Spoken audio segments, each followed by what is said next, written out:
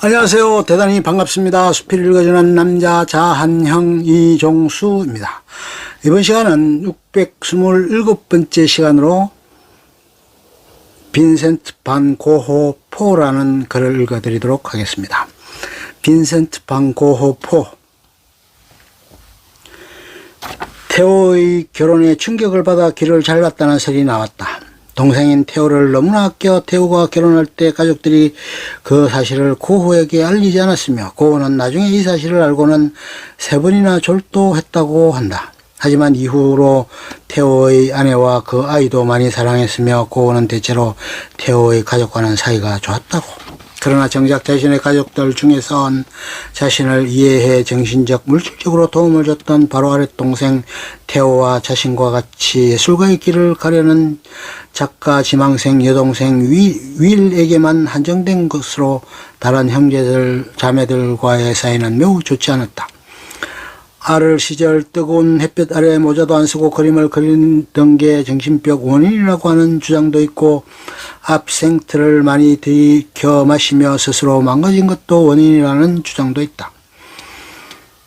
참고로 90년대에 나온 국내 위인전에서는 주로 고갱이 그린 고흐의 그림과 연결시켜서 내 귀는 이렇게 안 생겼어 라고 주장하려는 목적으로 귀를 잘라서 그림과 나란히 대조해서 보여주려고 했다는 설이 자주 보였다.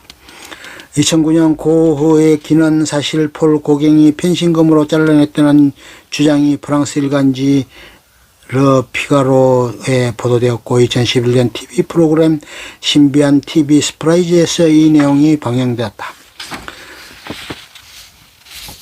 독일 역사가 한스 카우프만과 리타 빌데강스는 2009년 책 파크대 슈바이제넨스 침묵의 협정 출간 및 ABC 뉴스와의 인터뷰에서 사건의 정원들과 당사자들의 친구, 가족에게 쓰인 편지들을 분석하여 판단한 결과 당일 밤 어두운 조명 아래서 논쟁이 격렬해지며 고갱이 본의 아니게 무기로 고흐를 다치게 하였고, 고흐는 고갱이 처벌받지 않기를 원하는 우정에서 진실을 말하지 않았다고 본다고 말했다.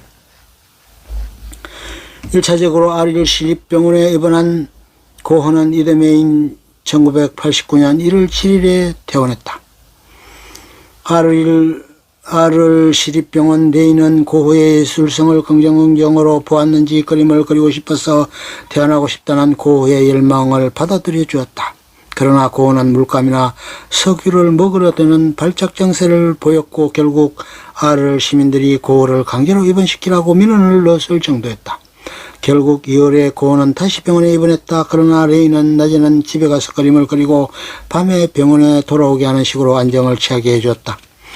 나름 친하게 지냈다고 생각한 아를 사람들이 강제 입원시키라고 청원한 것에 고흐는 불만을 터뜨렸고, 아를 시립병원에도 불만을 가진 고흐는 테오에게 다른 정신병원에 가고 싶다고 부탁했다. 결국 테오는 형이 지내면서 그림을 그릴 만한 정신병원을 알아보았고, 생레미의 생폴 요양원을 추천받아 1889년 5월 8일 고흐는 아르를 떠나 생레미로 가게 되었다.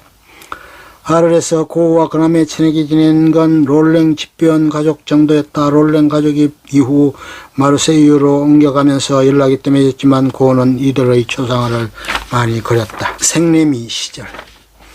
생레미에 대해서 고흐는 처음에는 괜찮게 생각했지만 불과 2달도 지나지 않아서 요양원에 대해 불만을 터뜨리기 시작했다. 한편으로 생레미 시절의 고흐가 후기 걸작으로 일컬어지는 작품들이 여러 개 나왔다. 저 유명한 별이 빛나는 밤이라든지 사이프러스 나무를 소재로 한 작품 등이 그것이다. 별이 빛나는 밤의 경우 미국의 시인 휘트먼의 영향을 받은 것으로 전해지는데, 이 시기 그림들에서 일부 연구자들은 고흐의 죽음에 대한 움직임을 읽을 수 있다고 보기도 한다. 특히 주목할 점은 별과 사이프러스 나무인데, 사이프러스 나무는 서양에서는 한번 자르면 다시는 뿌리가 나지 않는 탓에 죽음을 상징하는 나무로 여겨졌다. 아를 시절에 강렬한 색채의 해바라기를 그린 것과는 상반된 태도라는 지적이다. 또는 별은 영혼을 상징하는 것으로 죽음을 은유한 것이라는 해석이 나오고 있다.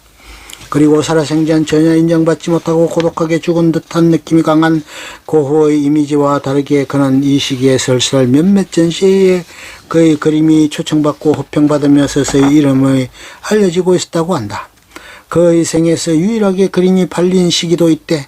오히려 그는 거기에 신경 쓰기보다는 화가로서 훌륭한 작품을 남기는데 더 집중했다고 하는데 건강 악화로 인해 우울증이 온 건지 이때까지의 그의 그림에 스스로 혹평하는 일이 잦아졌고 그림이 생각대로 안 그려지는 것에 대한 비판도 심했다고 한다.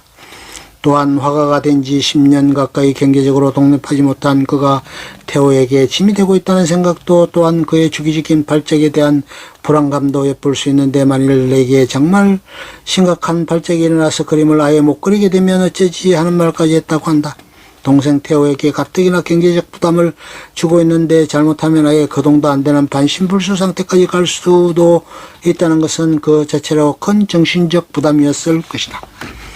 오베르 시절 생내미의 요양원에서 태어난 날이 가까워지자 동생 태호는 형이 지낼 만한 좋은 장소를 물색하기 시작했다. 인상파 성구 주자인 화가 카미오 피사로에게 이 문제를 상의하자 피사로는 파리에서 가까운 작고 조용한 시골 마을인 오베르 쉬르와즈를 추천했다.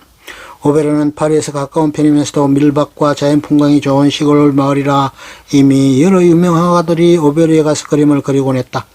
고우가 존경하는 화가 중 한 명이었던 도비니도 오베르에 화실을 두고 작업한 적이 있었다. 또한 화가들과의 교분을 나누던 의사 폴가세가 있었기 때문에 가셰라면 고우를 이해해주고 병의 치료에도 도움이 될 것이라는 게 피사로의 판단이었다. 결국 피사로의 충고를 받아들인 태호는 1890년 5월 생내미의 요양원을 퇴원한 고우를 오베르로 보내게 된다. 죽음과 논란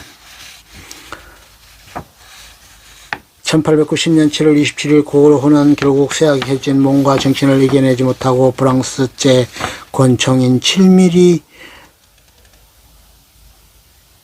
리볼브로 자살을 시도한다. 하지만 심장을 아슬아슬하게 빗나갔으며 적사하지 않고 총알이 가슴을 관통해 척추에 걸려 손상을 입은 채 비트성이로 물어 거리가 1.6km에 달하던 아브르즈 라보 여관으로 와서 쓰러졌는데 여관 사람들이 2명의 의사를 데려왔고 총알을 빼낼 수 있었다. 다음날 아침 태호가 고우를 찾아왔으며 고우는 자신의 방에서 담배를 피우고 있었다고 한다.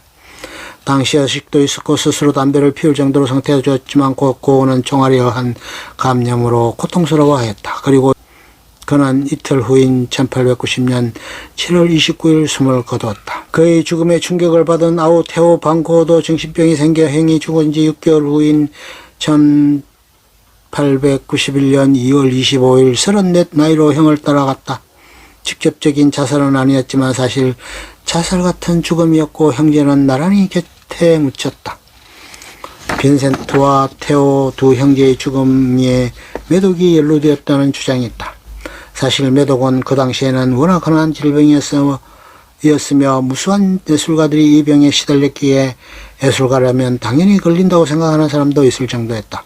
사람에 따라 매독에 걸리고도 장수한 경우도 있는데 스페인 화가 고야는 매독에 걸리고도 82세의 장수를 누리고 갔다. 그러나 매독설은 신빙성이 없다는 게 일반적인 견해다. 고우의 발작 증세는 매독과 무관하고 태호의 죽음은 형의 죽음에 의한 충격과 죄책감 때문이었다고 보는 편이 타당하다는 것. 또 다른 주장으로는 그가 권총자살이 아닌 살해당했다는 의견이 제시됐다. 이 부분은 2015년 2월 8일 신비한 TV 스프라이즈에서 다루었다. 2014년 총상분석 전문가인 범죄과학자 빈센트 디 마이우 박사는 고우가 동네 청소년들에게 우발적으로 총에 맞았는데 그는 그 청소년들에게 죄를 짊어지게 하고 싶지 않아 자살한 것으로 가정했다고 주장했다. 사람을 좋아하던 고우의 성미로 본다면 그럴듯한 이야기이긴 하지만 이것 역시 근거가 빈약하다는 반론이 있지만 박사가 주장했던 증거1 권총이 사라짐, 증거2 총알이 몸을 관통하지 않았다, 증거3 화약 반응이 없었다는 등 이 세 개만 본다면 근거가 빈약하다고 할 수 없다. 왜냐하면 그 당시 총기 기술이 발달한 시대도 아니거니와 특히 증거2, 3을 정확하게 해명한 사람도 없다. 이것을 조금 변형해서 사냥꾼들의 오발로 인한 죽음이라는 설도 있다. 그리고 고우가 쏜 리볼버는 1965년 발견되어 경매에 6천만 원이 넘는 금액에 낙찰되었다. 끝. 좋으면 좋아요, 구독, 알림 설정 눌러주세요. 감사합니다.